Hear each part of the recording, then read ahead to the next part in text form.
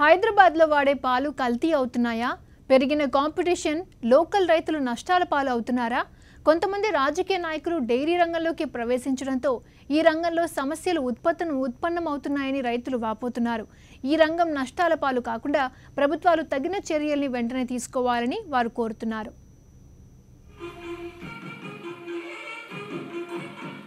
ఒకవైపు డైరీ ఇండస్ట్రీలోకి రాజకీయ నాయకుల ప్రవేశం, మరొక వైపు కార్పొరేట్ల ఎంట్రీ సాధారణ పాడి రైతులను కష్టాల పాలు చేస్తోంది.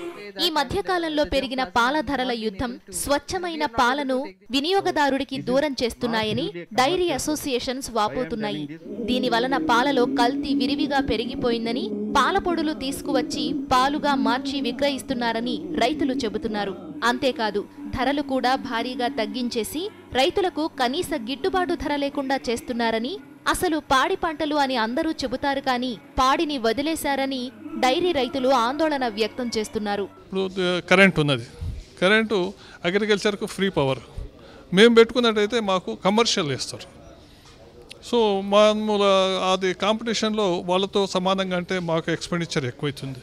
కాబట్టి మాకు కూడా అవి రాయితీలు ఇచ్చినట్టయితే మేము కూడా వాళ్ళతో సమానంగా మేము పోటీ పడగలుగుతాం. ప్యాకెట్ పాలకే మేము రైతులం ఎగనెస్ట్. ఎందుకంటే అందులో పౌడరే కలుపుతారు. పౌడర్ కలిపేది ఏంటి? మేము పాలు ప్రొడ్యూస్ చేసిన స్వచ్ఛమైన పాలు ఇస్తున్నాం. మా దగ్గర పాలు కొనేటప్పుడు 2 టైర్ సిస్టంలో పాలు కొంటున్నారు. ఒకటి ఫ్యాట్ చూస్తున్నారు, అందులో ఎస్ఎన్ఎఫ్ చూస్తున్నారు. మరి మేమంతా స్వచ్ఛమైన ఇచ్చినప్పుడు మీరు కూడా స్వచ్ఛమైన ఇవ్వాలి కదా. మీరు పౌడర్ ఎందుకు కలుపుతారు అందులో? ఇతర రైతుల మాదిరిగా పాడి రైతులకు సైతం ఉచితంగా విద్యుత్ ఇచ్చి ఆదుకోవడంతో పాటు అతి తక్కువ వడ్డీకే రుణాలు మంజూరు చేయాలని మరికొంతమంది డైరీ రైతులు కోరుతున్నారు. కొంతమంది కార్పొరేట్ల వలన పాలలో కల్తీ పెరుగుతోందని, దీని వలన సాధారణ రైతులు నష్టాలకు గురవుతున్నారని చెబుతున్నారు. 2011-12 లెక్కల ప్రకారం దేశవ్యాప్తంగా కొన్ని పట్టణాల్లో 70% పాలు కల్తీ అవుతుండగా, ఏపీ, తెలంగాణలో 3 నుంచి 7% దాకా పాలు కల్తీకి గురవుతున్నాయని రైతుల సంఘాల నేతలు చెబుతున్నారు. రాజశేఖర రెడ్డి గారి పీరియడ్లో పెద్ద ఫార్మర్స్ కోసం కూడా ఇంట్రెస్ట్ సబ్సిడీ అని తను ప్రవేశపెట్టాడు. That was with very good intention. It work for few months. But అంతలోనే అప్పుడు ఆయన ఇంట్రెస్ట్ తను 8% తను పే చేశాం, 4% రైతు. కానీ అదే ఆ తర్వాత వచ్చిన government somehow they did not take care. That I can say straight away you can find fault with the government. ఆ రోజు ఉన్న గవర్నమెంట్ దాన్ని కంటిన్యూ చేసి ఉంటే ఈ పరిస్థితి ఉండేది కాదు. ఈరోజు రైతులు బాగుండేవాళ్ళు, ప్రజలకు మంచి పాలు అందేటి. తర్వాత మీరు అన్నారు చూడండి, ఇంకోటి డైరీ ఫార్మింగ్లో మీరు ఎక్కడైనా చూడండి, ఎమ్మెల్యేలు, ఎంపీలు, మంత్రులు, ముఖ్యమంత్రులు, ప్రధానమంత్రులు పాల వ్యాపారం మొదలు పెడితే, ఏ వ్యాపారం కానీ, not only milk I'm telling, any వ్యాపారం కాంట్రాక్ట్ మొదలు పెడితే స్టాండర్డ్స్ ఎట్లుంటాయో ఎవ్రీ వన్ నోస్. ఇక్కడున్న మీ అందరికీ తెలుసు ప్రమాణాలు ఎట్లుంటాయని. అందుకే వెస్టర్న్ కంట్రీస్లో ఏంటంటే ప్రైమ్ మినిస్టర్, ప్రెసిడెంట్ అయ్యే ముందు వ్యాపారాలను ఎదుర్కోవాలని. పాడి రైతులకు మెళకువలు నేర్పించడంతో పాటు డైరీ ఎక్విప్మెంట్స్, బ్రీడ్లకు సంబంధించి సౌత్ ఇండియా డైరో షోను 5వ తేదీ నుంచి 7 వరకు హైటెక్స్ లో నిర్వహిస్తోంది. యానిమల్ హస్బెండరీ, తెలంగాణ ప్రభుత్వం యాక్టివ్ ఎగ్జిబిషన్ తో కలిసి ఈ ఎక్స్పోను హైటెక్స్ లో ఏర్పాటు చేస్తోంది. దాదాపుగా 90 మంది డైరీ ఎగ్జిబిటర్లు ఇందులో తన స్టాల్స్ ను ఏర్పాటు చేస్తున్నారు. ఇందులో బెస్ట్ జాతి ఆవులు, గేదెలకు అవార్డులు కూడా అందజేయనున్నట్లు నిర్వాహక సమితి తెలిపింది. బిజినెస్ డెస్క్, సాక్షి న్యూస్. సాగునీటి వసతి పుష్కలంగా ఉన్న రైతులు బొప్పాయి పంట సాగుతో లాభాలు పొందుతున్నారు. సీజన్స్తో సంబంధం లేకుండా ఎల్లప్పుడూ మార్కెట్లో డిమాండ్ ఉండటంతో బొప్పాయి సాగుకు రైతులు ప్రాధాన్యతనిస్తున్నారు. ఎకరాకు 1100 మొక్కల దాకా నాటి 4 ఎకరాల్లో సాగు చేసిన రైతు రంగస్వామి బొప్పాయి పంట దిగుబడిపై సంతృప్తి వ్యక్తం చేస్తున్నారు. 2014 డిసెంబర్లో పంట వేసిన ఈయన ఇప్పటికే 2 సార్లు పంటను తొలగించి ఢిల్లీ, బెంగళూరుకు సరఫరా చేశారు. 12వ తారీఖు చేసినాము, మొక్కలు నాటినాము. డిసెంబర్ నుండి 7 నెలల తర్వాత కొద్దిగా అంత క్రాప్ వచ్చేసి 7.5 నెలల తర్వాత మొదటి కటింగ్ చేసినాము. 2 టన్నులు వచ్చింది. తర్వాత మూడో కటింగ్ 15 రోజుల తర్వాత మళ్ళీ ఇంకో కటింగ్ చేసినాము, 2.5 టన్నులు అయింది. ఇది మాగిన కాయలు వచ్చి బెంగళూరుకి అమ్మేస్తాము బ్రోకుల తర్వాత. మరి తర్వాత ఇప్పుడు ఢిల్లీకి అమ్మేసినాము. ఎకరా ఈ టన్ వచ్చి 10,000 లెక్క. ఇక్కడేమైతే ఇక్కడ ఎవరు రారు సార్. మాకు వాళ్ళు వచ్చి బ్రోకర్లు వచ్చి ఇక్కడి నుంచి తీసుకుపోతారు. మాకు వాళ్ళు తీసుకుపోయినాక మళ్ళీ అక్కడ లెక్క తర్వాత ఇస్తారు. నమ్మకమైన అయింది కాబట్టి ఎవరు మాకు ₹1 ఎక్కువ అంటే వాళ్ళకి వేసేస్తుంటాము. మొత్తం మొక్కలు వచ్చి 5,000 మొక్కలు నాటినాను. ₹8 పడింది. విస్తీర్ణం వచ్చి 4.5 ఎకరాలు నాటినాను. డ్రిప్ కింద సాగు చేస్తున్నాను. ఎరువులు వచ్చి యాప్ చెక్క, DAP ఇవన్నీ చేతి నుంచి పెడుతున్నాను. డ్రిప్కి వచ్చి బోరాను ఇవన్నీ నీటిలో కరిగే మందులు డ్రిప్ ద్వారా ఇస్తున్నాను. మొత్తం మీద ఇప్పటివరకు ఇదే రేటు ఉంటే మంచి లాభం వస్తుంది. అరకొర నీళ్ళు అంటే ఇది పని చేయదు, ఎత్తిపోతాయి, చెట్లు ఎండిపోతాయి, కాపు రావు. నీళ్ళు సమృద్ధిగా ఉంటే పెట్టుకోవాలి, లాంటి పెట్టుకోకూడదు. నీళ్ళు ఎప్పుడు నీళ్ళు తడి వేస్తూ ఉంటేనే పంట వస్తుండేది. డ్రిప్ ద్వారా ఇసల్లా ఎండలు ఎక్కువైనప్పుడు మరి తడి ఇట్లా పారేయాల, తడి వేసినంత కాపు బాగా వస్తుంది. కల్తీ విత్తనాల వ్యాపారులు ఖబర్దార్ అంటూ ఓ పక్క ప్రభుత్వం కన్నెర చేస్తోంది. నాణ్యమైన విత్తనాలను కొనుగోలు చేసి వ్యవసాయం చేయండి అంటూ అన్నదాతలకు అవగాహన కల్పిస్తోంది. మరి అదే ప్రభుత్వం సరఫరా చేసిన సబ్సిడీ విత్తనాలు మాత్రం నాణ్యంగా ఉండటం లేదు. వాటిని నమ్ముకుని పెసర పంట వేసిన నల్గొండ జిల్లా తుంగతుర్తి ప్రాంత రైతులకు ఇప్పుడు కళ్ల ముందు అప్పులు కనిపిస్తున్నాయి. పంట ఏపుగా పెరిగినప్పటికీ పూత కానీ కాయలు కానీ కాయడం లేదు. అక్కడక్కడ పూత కాయలు ఉన్నప్పటికీ అవి నాణ్యంగా లేవు. ఇదే విషయాన్ని సాక్షి మీడియా స్థానిక వ్యవసాయ శాఖ అధికారి దృష్టికి తీసుకెళ్లింది. స్వయంగా పొలాల్లోకి తీసుకెళ్లి అధికారికి పెసర పంటను చూపించింది.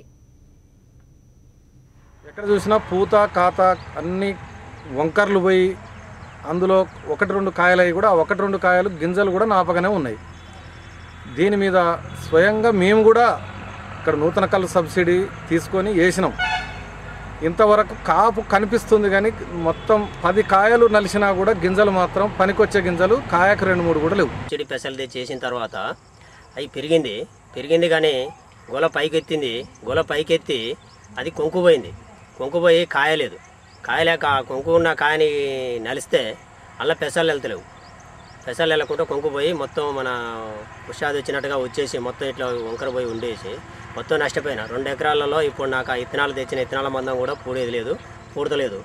గవర్నమెంట్ సబ్సిడీ మీద చర్య తీసుకొని మంచి ఇత్తనాలని రైతులకు అందించి రైతులు ఆదుకోవాలి. అప్పుడు ఇత్తనం శుద్ధి చేసేటప్పుడు ఆ ఇత్తనం సబ్సిడీ ఇత్తనం ఇచ్చేటప్పుడు మంచిదా కాదా, అది డూప్లికేట్దా అని చూసేయాలి. మాకు అది మంచిదా డూప్లికేట్దా అనేది మాకు తెలియదు. మాకు తెలియక ఆడికి పోయిన తర్వాత కొట్టు మీద ఏ చెప్తే అది తీసుకొని రావాల్సి వస్తుంది. కాబట్టి ఆ ప్రభుత్వం దాన్ని ఒక చర్య తీసుకొని దాన్ని కరెక్ట్గా ఇత్తనాన్ని శుద్ధి చేసి పంపే ప్రయత్నం చేసి రైతుని ఆదుకోవాలనేది. చాలా మంది నష్టపోయి ఉన్నారు. అందరిది కూడా దాదాపుగా మొత్తం చేన్లు పెరిగి కాయ వంకరపోయి ఉన్నది. చాలా మంది రైతులు నష్టపోయి ఉన్నాడు. దిగుబడి ఇస్తారని తీసుకుని వచ్చిన సార్. పంట వేసేసరికి ఇవి ఏపుగా పెరిగింది కానీ ఒక కాత లేదు, ఒక పిందెలే సార్. ఇవన్నీ వచ్చేసి కొద్ది గొప్ప పెరిగినా కానీ ఇక్కడ వర్షాభావ పరిస్థితులతో మేము అప్పులు తీసుకొచ్చి పెసర చేనుకు పెట్టేసినాం. ఈ కాయలు అనేవి కూడా కొంచెం పెరిగి లోపల గింజలు లేకుండా ఉన్నాయి. సబ్సిడీ పైన LGG 460 అనే పెసర రకాన్ని సబ్సిడీలో ఇవ్వడం జరిగింది. అయితే మొదటగా ఇచ్చిన విత్తనాలు ఇప్పటి వరకు మా పరిశీలనలో బాగానే కాసాయి. కానీ రెండో దఫా ఏమైందంటే 3 రోజులు తుఫాన్ తర్వాత ఇచ్చినటువంటి LGG రకం మాకు Telangana seeds corporation, Telangana seeds development corporation వారు ఆంధ్ర నుంచి ఈ సీడ్ ప్రొక్యూర్ చేసి ఇవ్వడం జరిగింది. అయితే ఇది 90 రోజుల పంట కాలంలో కాసేటువంటి అధిక దిగుబడిని ఇచ్చే రకం. ఇది కొద్దిగా వాతావరణంలో అననుకూలత అంటే అనుకూలంగా లేనటువంటి మాయిశ్చర్ స్ట్రెస్ ఈ బెట్టను కొంతవరకు తట్టుకోలేకపోగా కొద్దిగా పిందె పూత తక్కువగా కనిపిస్తుంది.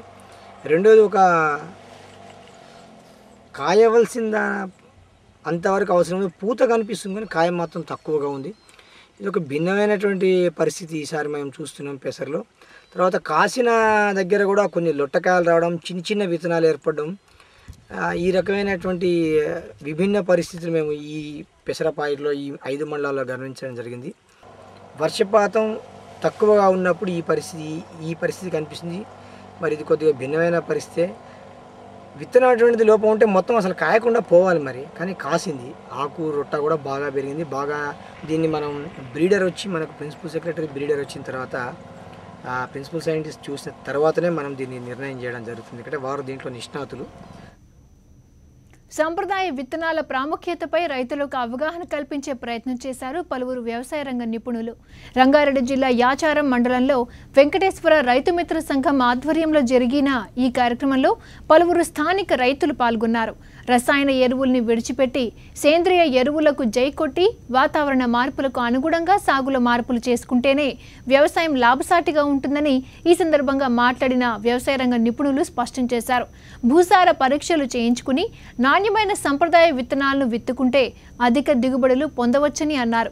ఈ సందర్భంగా వివిధ రాష్ట్రాలకు చెందిన వివిధ పంటల సంప్రదాయ విత్తనాలను ప్రదర్శించారు. అందుకని మనకు మంచి ఫుడ్ కావాలి అనే చర్చ వాళ్ళలో వచ్చింది. పండించేటటువంటి మనలో ఇంకా చర్చ ఇంకా కొనసాగుతుంది, ఇంకా పూర్తి రాదు. అందుకనే రైతుల్లో ఇది పూర్తి అవగాహన రావాలి. ఎందుకంటే మనం పండించేది మనం, తినేది మనం, చనిపోయేది మనం, ఆత్మహత్యలు చేసుకుంటున్నాం, ఆకస్మిక మరణాలకు పాల్గొతున్నాం.